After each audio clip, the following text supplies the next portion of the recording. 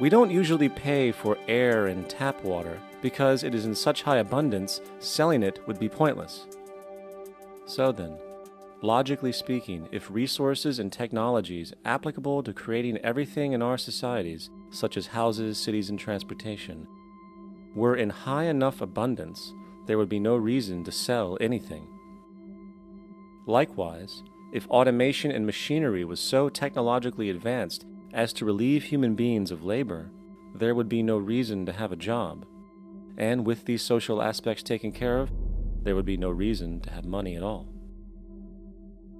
So the ultimate question remains: do we on Earth have enough resources and technological understanding to create a society of such abundance that everything we have now could be available without a price tag and without the need for submission through employment? Yes, we do. We have the resources and technology to enable this at a minimum, along with the ability to raise the standard of living so high that people in the future will look back at our civilization now and gawk at how primitive and immature our society was. What the Venus Project proposes is an entirely different system that's updated to present-day knowledge. We've never given scientists the problem of how do you design a society which would eliminate boring and monotonous jobs, that would eliminate accidents in transportation, that would enable people to have a high standard of living, that would eliminate poisons in our food, that would give us other sources of energy that are clean and efficient. We can do that out there.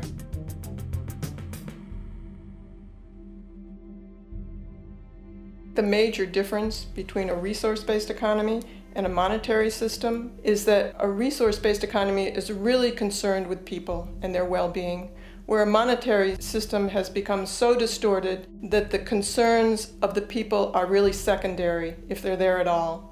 The products that are turned out are for how much money you can get. If there is a problem in society and you can't earn money from solving that problem, then it won't be done.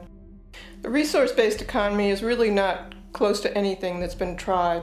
And with all our technology today, we can create abundance. It could be used to improve everyone's lifestyle. Abundance all over the world if we use our technology wisely and maintain the environment. It's a very different system, and it's very hard to talk about because the public is not that well enough informed as to the state of technology.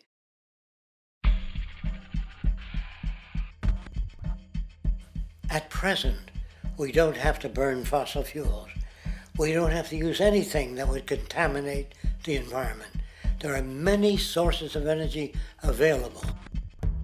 Alternative energy solutions pushed by the establishment, such as hydrogen, biomass, and even nuclear, are highly insufficient, dangerous, and exist only to perpetuate the profit structure that industry has created. When we look beyond the propaganda and self-serving solutions put forth by the energy companies, we find a seemingly endless stream of clean, abundant, and renewable energy for generating power. Solar and wind energy are well known to the public, but the true potential of these mediums remains unexpressed. Solar energy, derived from the sun, has such abundance that 1 hour of light at high noon contains more energy than what the entire world consumes in a year. If we could capture 0.01% of this energy, the world would never have to use oil, gas, or anything else. The question then is not availability, but the technology to harness it. And there are many advanced mediums today which could accomplish just that, if they were not hindered by the need to compete for market share with the established energy power structures. Then there's wind energy. Wind energy has long been denounced as weak, and due to being location-driven, impractical. This is simply not true. The U.S. Department of Energy admitted in 2007 that if wind was fully harvested in just 3 of America's 50 states, it could power the entire nation. And then there are the rather unknown mediums of tidal and wave power. Tidal power is derived from tidal shifts in the ocean.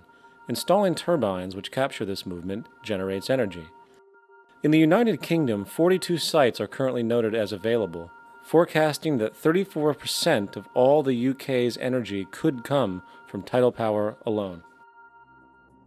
Wave power, which extracts energy from the surface motions of the ocean, is estimated to have a global potential of up to 80,000 terawatt-hours a year. This means 50% of the entire planet's energy usage could be produced from this medium alone. Now, it is important to point out that tidal, wave, solar, and wind power requires virtually no preliminary energy to harness, unlike coal, oil, gas, biomass, hydrogen, and all the others. In combination, these four mediums alone, if efficiently harnessed through technology, could power the world forever. That being said, there happens to be another form of clean, renewable energy which trumps them all: geothermal power. Geothermal energy utilizes what is called heat mining, which, through a simple process using water, is able to generate massive amounts of clean energy. In 2006, an MIT report on geothermal energy found that 13,000 zettajoules of power are currently available in the Earth, with the possibility of 2,000 zettajoules being easily tappable with improved technology. The total energy consumption of all the countries on the planet is about half of a zettajoule a year. This means about 4,000 years of planetary power could be harnessed in this medium alone. And when we understand that the Earth's heat generation is constantly renewed, this energy is really limitless and could be used forever. These energy sources are only a few of the clean, renewable mediums available, and as time goes on, we will find more. The grand realization is that we have total energy abundance without the need for pollution, traditional conservation, or in fact, a price tag. And what about transportation?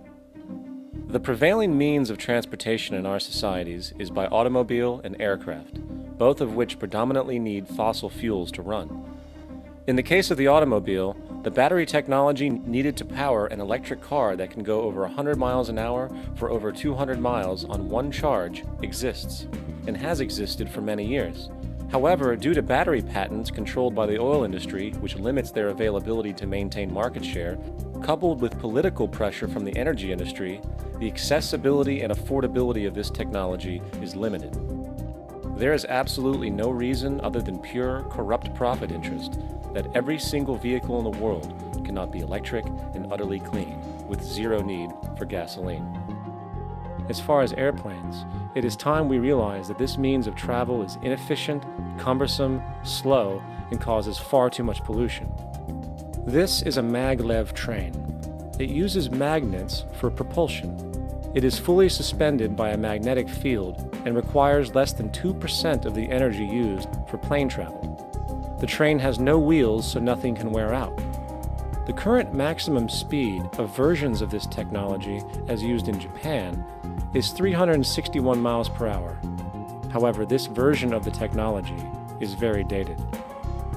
An organization called ET3, which has connections with the Venus Project, has established a tube-based maglev that can travel up to 4,000 miles per hour in a motionless, frictionless tube, which can go over land or underwater. Imagine going from LA to New York for an extended lunch break, or from Washington, D.C. to Beijing, China in 2 hours. This is the future of continental and intercontinental travel: fast, clean, with only a fraction of the energy usage we use today for the same means.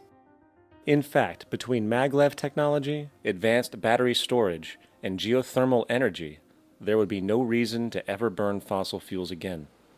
And we can do this now if we were not held back by the paralyzing profit structure. Now, America is inclined toward fascism. It has a propensity by its dominant philosophy and religion to uphold the fascist point of view. American industry is essentially a fascist institution. If you don't understand that, the minute you punch that time clock, you walk into a dictatorship. We're given notions about the respectability of work, and I really look at it as being paid slavery. They're brought up to believe that You shall earn your living by the sweat of your brow. That holds people back, freeing people from drudgery, repetitive jobs which make them ignorant. You rob them. In our society, that is a resource-based economy, machines free people. You see, we can't imagine that because we've never known that kind of world. If we look back at history, we see a very clear pattern of machine automation slowly replacing human labor. From the disappearance of the elevator man to the near full automation of an automobile production plant, the fact is, as technology grows, the need for humans in the workforce will continually be diminished. This creates a serious clash, which proves the falseness of the monetary-based labor system. For human employment is in direct competition with technological development. Therefore, given the fundamental priority of profit by industry, people through time will be continually laid off and replaced by machine. When industry takes on the machine, instead of shortening the workday, they downsize. You lose your job, so you have a right to fear machines. In a high-technology, resource-based economy, it is conservative to say that about 90% of all current occupations could be phased out by machines, freeing humans to live their life without servitude, for this is the point of technology itself. And through time, with nanotechnology and other highly advanced forms of science, it is not far-fetched to see how even complex medical procedures could be performed by machines as well, and based on the pattern, with much higher success rates than humans get today. The path is clear, but our monetary-based structure, which requires labor for income, blocks this progress, for humans need jobs in order to survive. The bottom line is that this system must go, or we will never be free, and technology will be constantly paralyzed. We have machines that clean out sewers. It frees a human being from doing that. So look at machines as extensions of human performance. Furthermore, many occupations today will have simply no basis to exist in a resource-based economy, such as anything associated with the management of money, advertising, along with the legal system itself. For without money, a great majority of the crimes that are committed today would never occur. Virtually all forms of crime are a consequence of the monetary system, either directly or by neuroses inflicted through financial deprivation. Therefore, laws themselves could eventually become extinct. Instead of putting up a sign, drive carefully, slippery when wet, put abrasive in the highway so it's not slippery when wet. And if a person gets in a car they're drunk and the car oscillates a great deal, there's a little pendulum that swings up and back, and that'll pull the car over to the side. Not a law solution. Put sonar and radar in automobiles so they can't hit one another. Man-made laws are attempts to deal with occurring problems, and not knowing how to solve them, they make a law. In the United States, the most privatized, capitalist country on the planet, it should come as no surprise that it also has the largest prison population in the world, growing every year. Statistically, most of these people are uneducated and come from poor, deprived societies. And, contrary to propaganda, it is this environmental conditioning which lures them into criminal and violent behavior. However, society looks the other way in regard to this point. The legal and prison systems are just more examples of how our society avoids examining the root causes of behavior. Billions are spent each year on prisons and police, while only a fraction is spent on programs for poverty, which is one of the most fundamental variables responsible for crime to begin with. And as long as we have an economic system which prefers and in fact creates scarcity and deprivation, crime will never go away.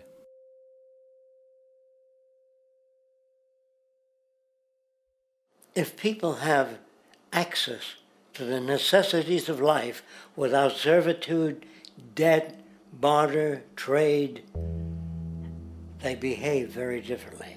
You want all these things available without a price tag.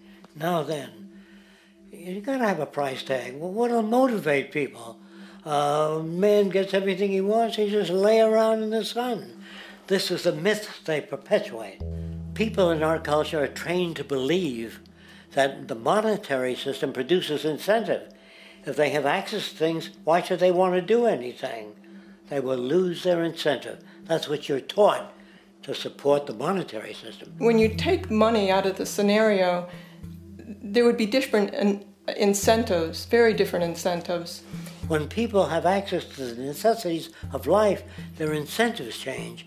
What about the moon and the stars? New incentives arise. If you make a painting that you will enjoy giving it to other people, not selling it.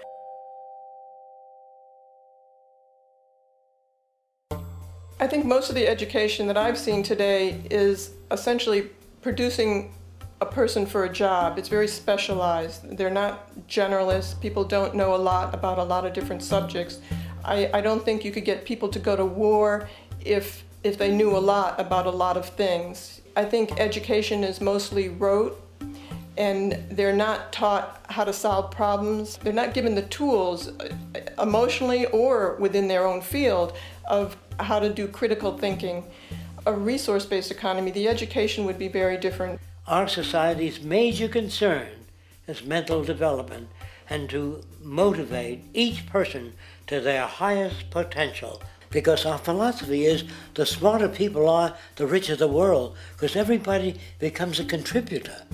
The smarter your kids are, the better my life will be, because they'll be contributing more constructively to the environment and to my life, because everything that we devise within a resource-based economy would be applied to society. There would be nothing to hold it back.